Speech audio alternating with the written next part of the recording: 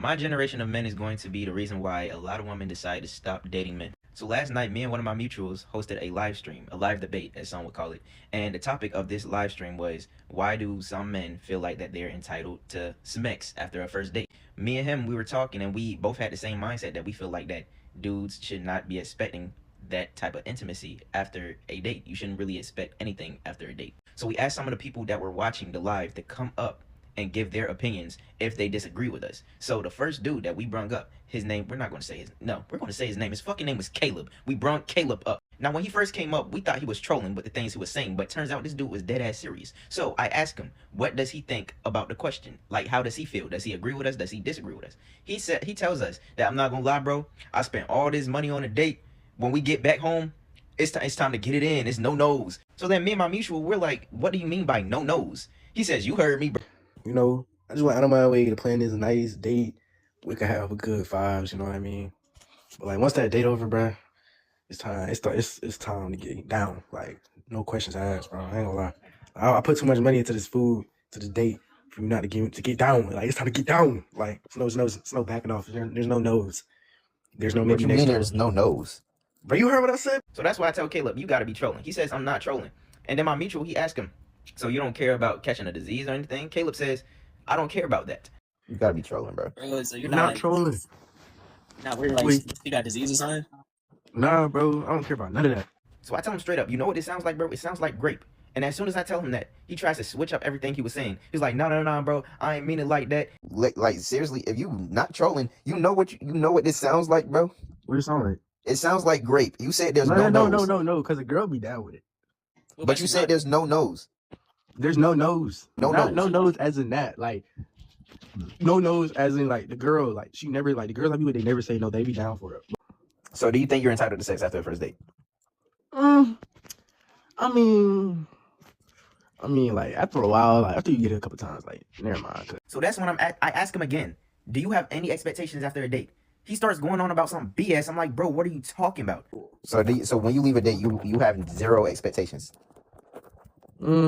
Not really. I really hate when like a girl like slurps loud and just doesn't have good manners. Like I hate that. Like I just hate when a girl. What are you talking about? What?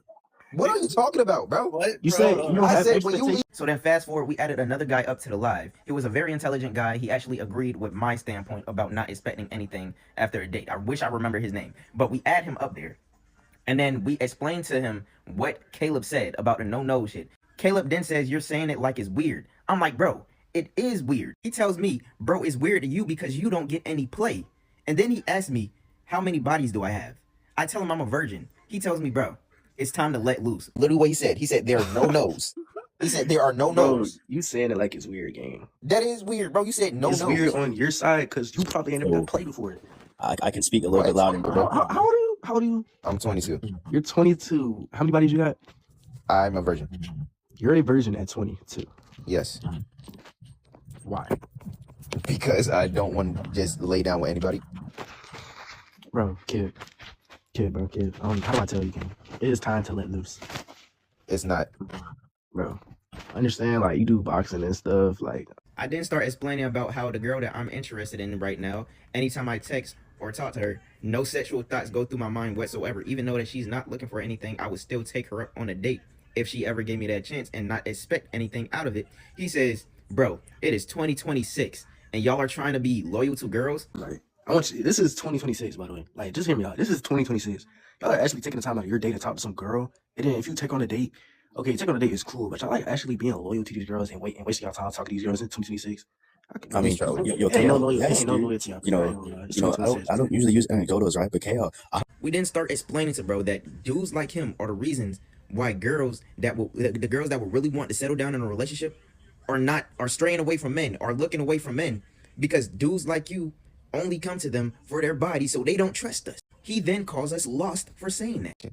Bro, kid, you're lost. Exactly, and that causes an issue. Did you just call me lost? You're lost. You are a breaker. Nah, he's not wrong about that. It's When it 2026, comes to that, because of most men only seeking that or wanting something along the lines of that, they're kind of fucking up the dating market, because now when we're going to be on the defense or something, someone approaches them and go, oh, this dude might just be trying to get my pants. People that actually don't want to go just for that, want to pursue a relationship, get fucked over, and it continues happening. It's getting worse. It is a big issue right now. Bro, Yeah, what the year got to do with anything, bro? Y'all are lost, bro. We then add a couple more people to the live to get different opinions, just so we can hear something different. And one of them said almost the exact same shit Caleb was saying. He said, I'm not dropping $100 on a date just to not get anything in return. Oh, yo, what's good, bro? What is that? Why do I think it's bread or buns? Yeah. Yo, bro, I'm not dropping like $100 on food to like not get anything. You know what I'm saying? That's what I'm talking about. Like, you understand. Just let the girl know. Why? And my thing is, y'all chose to ask this girl out on a date.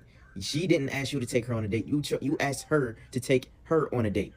She doesn't owe you anything. If you ask her to take her on a date, you are the person who's supposed to be courting her. If she chooses to keep talking to you, if she chooses to ghost you, if she chooses to do whatever, those are just the risks that you take on those dates. Those are the risks that you take with taking a girl out on a first date. Not even just taking a girl out, because it's the same thing. If a woman goes out with a man on a date, the man could do the same shit, so she's taking risks too. Then the live just took like a turn, a shift, got off topic. Caleb started arguing with a woman about how much money she had. Shit, you know what? You got money. You're not getting Do shit. it. Hey, No. No, it's like, bro, if I have money, bro, I'm not finna show off and be like, oh, I got money. Why do other people need to know I have money? The fuck? Come on now, common sense. But you must be scared somebody gonna take your money, you little punk. Why? But at the end of the day, the dating scene is bullshit right now. I just want to make this one girl mine, but the people just keep fucking the game up. Just keep fucking the game up. But that's the end of this story time. I wonder what Justin Bieber would say at times like this. But check out my new single, All In, on all streams, and I'll see y'all later. Deuce. A lot of men are not lonely because women are too hard to please. They're lonely because patriarchy trained them to be emotionally unavailable and still expect intimacy. Let's talk about it, because a lot of men were never taught how to create real intimacy. They were taught performance, power, suppression, and ego. So now you have grown men that know how to make money, flirt, have sex, talk a little good game, and chase validation. But they do not know how to communicate, repair, regulate, hold emotional safety, be honest, be consistent, or sustain healthy love. And many of them are really confused on why they feel alone.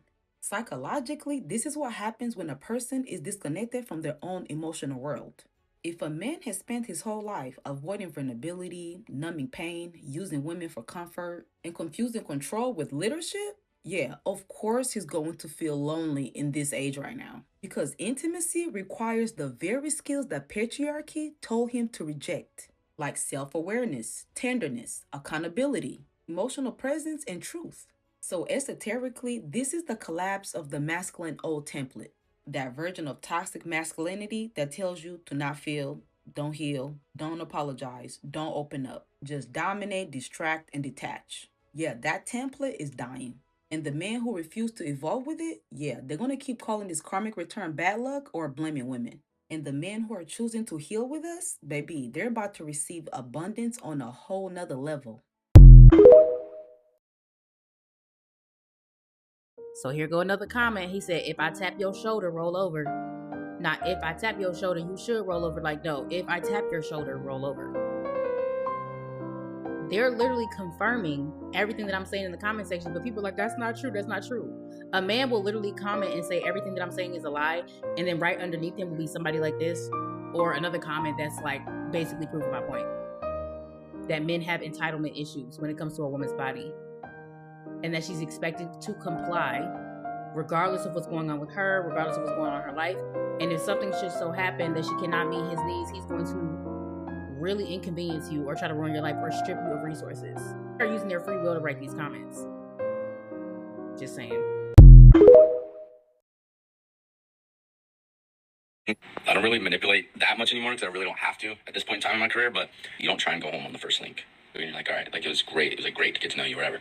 And maybe give her like a weird little awkward like side hug. Even better tech is you actually make it back to her house and you don't crack. This is going to confuse her. It's going to make her think that you're like a good guy. Let's say you spend the night, you leave before she gets up in the morning. Now you just sink your little hook into her. Probably get to crack, but more importantly, she's going to like fall in love with you. Every now and then when I make a video like this one where I expose red pill tactics and techniques, I'll get a comment from a man acting as if men don't do this. Men don't sit around and scheme and strategize about how they can take advantage of women, yet here they are. This is what they do. They're always trying to figure out how they can get the most out of you through trickery and manipulation. Sometimes acting like he doesn't want to sleep with you is his plan to sleep with you. The plan is to make you think, what, men really think like that? They've really approached you and only wanted that from you? Wow, that's crazy. Meanwhile, that's him. I don't care how awkward, how shy, how aw shucks he seems, that man could still be trying to run game. Sometimes the good guy act is just an act. This is why your intuition, your discernment, your gut, whatever it is that you trust, should always be active when it comes to these men. You need to be on the lookout for these red pill buzzwords, asking you what you bring to the table. Rate yourself from 1 to 10 and you can't say 7. How do you feel about going 50-50? Are you submissive? Yes, it could be a man who genuinely wants to know you and he has great motives, and it could also be a scheme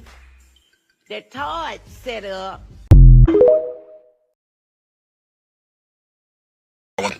Not that I care what you think, but I want to know what you think. So I was DMing this girl. We were into the thick of it a little bit. We have been following each other on social media for about 2 years. Met her in person one time, ran into each other out in public. We were DMing for literally probably about 1 day. Within that 1 day period, we fell out after 18 hours. Crazy enough, right? We're in the middle of a conversation. We get talking about the gym. I was like, I'm about to go to the gym right now. She's like, I'm about to go to the gym as well. I said, what are you hitting? She told me what she was hitting. I said, oh, shit, like, let me see them putt pics before that you post them on social media. I didn't get a response. I didn't think nothing of it. I said, okay, she's probably busy. She probably got her man with her or something. I don't know. A day later, I see her posting up on her story and stuff. I go on her page, and she's not following me no more. I said, oh, shit, like, she must have got proposed to, or she must have found out she's pregnant. I DM her. I said, damn, you don't follow me? Like, what's up? Like, what? She said, yeah, you're crazy to ever fucking think that I was going to send you any type of pump pictures and da-da-da. You would have thought I asked to see them. Gee, when somebody asks you as a gym goer for pump pictures, that is like a very innocent thing. And especially when it comes from me, because I don't even be on that type of time to where I'm sitting here asking you for no type of explicit pictures. I will see it in person if anything. Like, I don't really fiend to be seeing what your body look like. Because asking for pictures, like saying, oh, I want to see this before you post it on Instagram, that's entitlement, sir. It's pure entitlement. She doesn't owe you a picture. That's the problem. Like, not being a boyfriend or someone you're dating or whatever, and you still feel like you can ask someone to send you exclusive pictures before they hit the internet, like, no, you'll see it with the general population. Like, you're not gonna get nothing special. I don't know what you thought this was. And then he directly contradicted himself when he said, oh, I don't even care about seeing nudes or explicit pictures or anything like that, but you wanted to see pump pics? Like, okay, girl.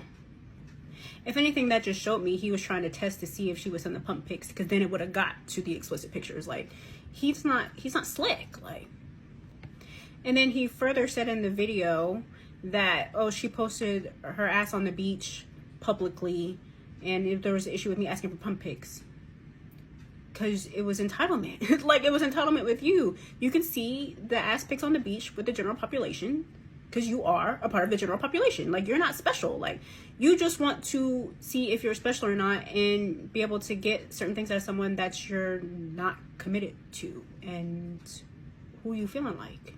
By and large, men are socialized to not care for intellectual intimacy in their relationships, and that's a large reason why so many relationships are set on a crash course from day one. It's pretty hilarious the number of times I've heard men online and in person say stuff like, I don't care if she has a degree, I don't care if she works a job, she could be working as a barista at Starbucks and I would still be willing to date her. Well, first of all, it's not a flex to have low standards, and second of all, I really don't think you understand what you're missing out on. Before I explain to you why, I'm going to give you representations of what this looks like on the man's side and the woman's side. Especially like the feminists are like, oh, I'm pursuing my PhD.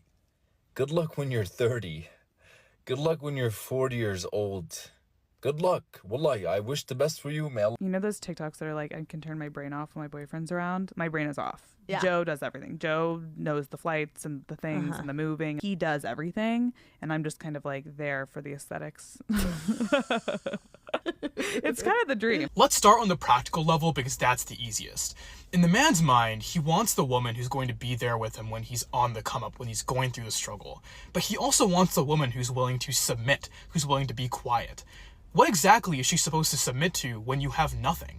poverty. When you look at stories of men who married first and then achieved great success in their life versus the other way around, you see that their wives are not just docile people. They're actual active contributors, workers, intellectual thinkers in those relationships. A prime example of this is Jeff Bezos with Amazon. Now let's discuss the sociological and conceptual dimensions to this. The contract that the patriarchal man signs with his wife implicitly is as follows. He gets to walk into the world, fight the war, work the job, come home, turn his brain off, flick on the TV, say hi to his brainless wife, say hi to his children that he hasn't interacted with or parented in God knows how long, and then have a nice warm meal, and that's about it. This may work for you in the short term, but the reality is that for most people in the long term, this will fall apart. And the reason for that is that belying this system is a number of false premises that are very fragile. The first false premise is that you as a man can somehow compartmentalize your life outside of the domestic sphere with your life within the domestic sphere. In truth, no matter how stoic a man you are, eventually cracks in that foundation will appear. And when you can't turn towards other men who, because they've been socialized in the same way that you've been, are also emotionally inept, and when you turn to your wife as your last resort, she will not be able to provide you any reprieve because you've chosen a partner who is unthinking. Her side of the contract reads, sit still and look pretty. And unfortunately, those characteristics are not qualifications for a great therapist. The second false premise is this conflation of women who have degrees, women who are intelligent, as just versions of men. The patriarchal man regards women who are intellectually stimulating and powerful people as patriarchs in drag, and from his perspective, he doesn't want to live a life going out into the world and fighting with all these other patriarchs just to come home to one. But that framing in itself is flawed because it assumes the binaries of patriarchy. It assumes this intrinsic separation between the intellectual mind versus the caring, empathic mind. But that's just simply not true. Believe it or not, getting a PhD doesn't magically neuter a woman's ability to be caring, to be nurturing, to be empathic towards you. And in reality, the fact that she has fought the same battles that you are also fighting means that she will just have a greater capacity to actually empathize with you and give you actionable, logical steps towards bettering your life. I'm making this video because I watched the Pearl versus Anna Kasparian debate, and I want you to watch that same debate and look me in the eyes and tell me that you would prefer a Pearl over an Anna Kasparian. I read something today that said maybe men detach so easily after being intimate with you is because they're just so used to closing the screen once they finish.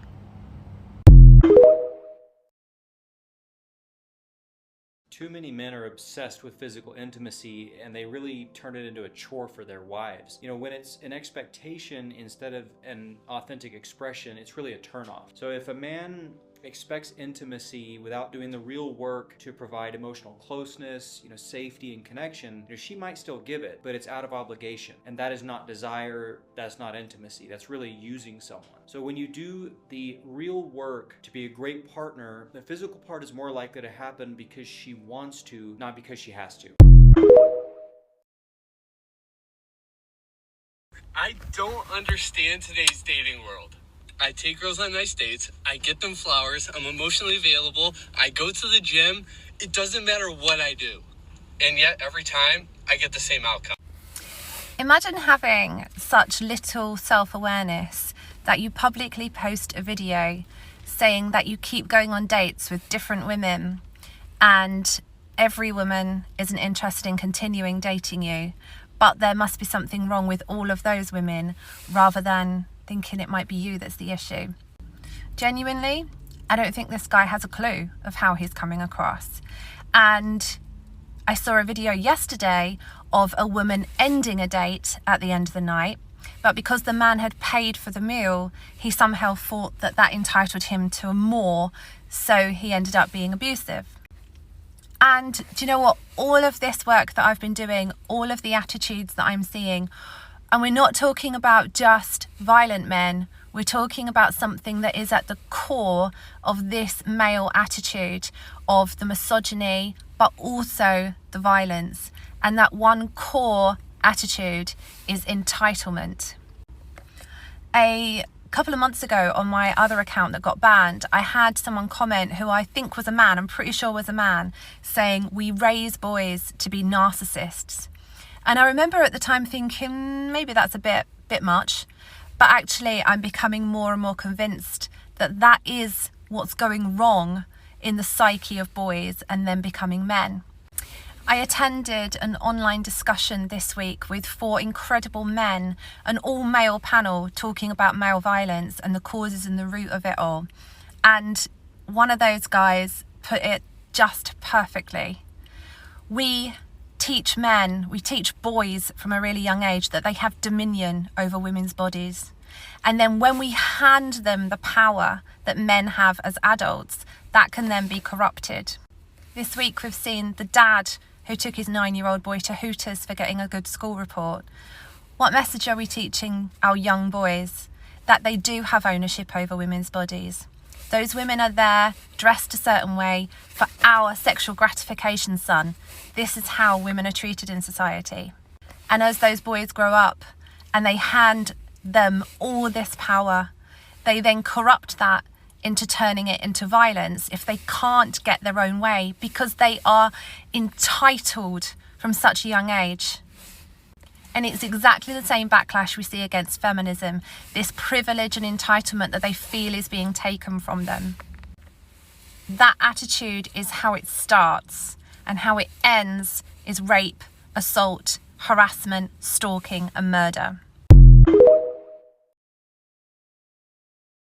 We always talk about entitled women. These women entitled, they expect half your income. Well, we don't talk about entitled niggas. You expect unconditional submission, but you don't do nothing submit worthy. You expect this woman to bring you peace in an otherwise chaotic life, and you don't do anything peace worthy. You want a woman to respect you, but all you do is disrespect worthy shit. You entitled. You think just because you've been born with balls that you entitled for a woman to follow your lead when you don't do leadership worthy shit. You're entitled as well. You keep saying, these women feel like they entitled to my money. What money? What money do you have? But yet, we don't never talk about you feeling entitled because you want a woman to submit to you. You want a woman to cook and clean and do all those things, but you're not doing things that require or influence somebody to feel like that it's a good idea to do those things for you. Then you got the nerve to be like, well, you shouldn't be with a man that you can't submit to. Well, you shouldn't require a woman to submit to you when you ain't doing submit-worthy shit.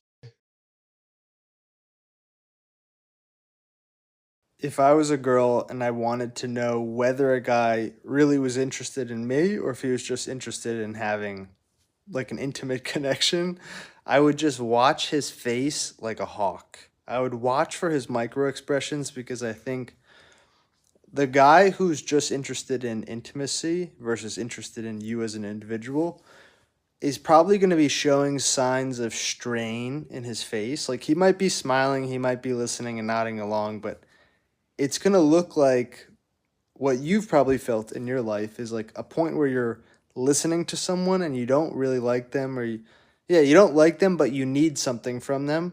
Like you need a job from them or you need a favor from them. So you're just going through the motions of building rapport. That is what I would watch for. Can you see that in his face? Even though he's smiling, there's like some strain there. Maybe you'll mistake this for a guy just being nervous, but I gotta imagine there's a difference. When a guy is really just out there to get something from you, it's written on his face from the day one, you know? Unfortunately, there's a typo because this man can't even complain, right? But he's complaining that women want romance every single day. And the context is that men want to sleep with their partners every single day. But men are not concerned with their partners being in the mood every single day. So this man here is complaining women want romance every day, even though men want to have sex with them every single day. And this is an issue with male entitlement. Men feel entitled to their partner's bodies. Men like this believe that women exist simply to serve men. Because why is it that it's okay to expect sex out of your partner every single day, whenever you want, but if she wants to be in the mood when you want to do it with her, we call that entitlement. That's entitlement. A woman who wants a man to be romantic towards her romantic partner, mind you. A woman who wants her romantic partner to be romantic in order to sleep with him, that's entitlement. But a man who just wants to sleep with his partner, no problem. A man who wants to sleep with his partner every single day, no problem. A man who wants his partner to sleep with him and does nothing to get her into the mood, no problem. A woman who doesn't want to sleep with her partner because he doesn't do anything to get her into the mood, a problem. Men are the best victims at creating their own circumstances and then complaining about them.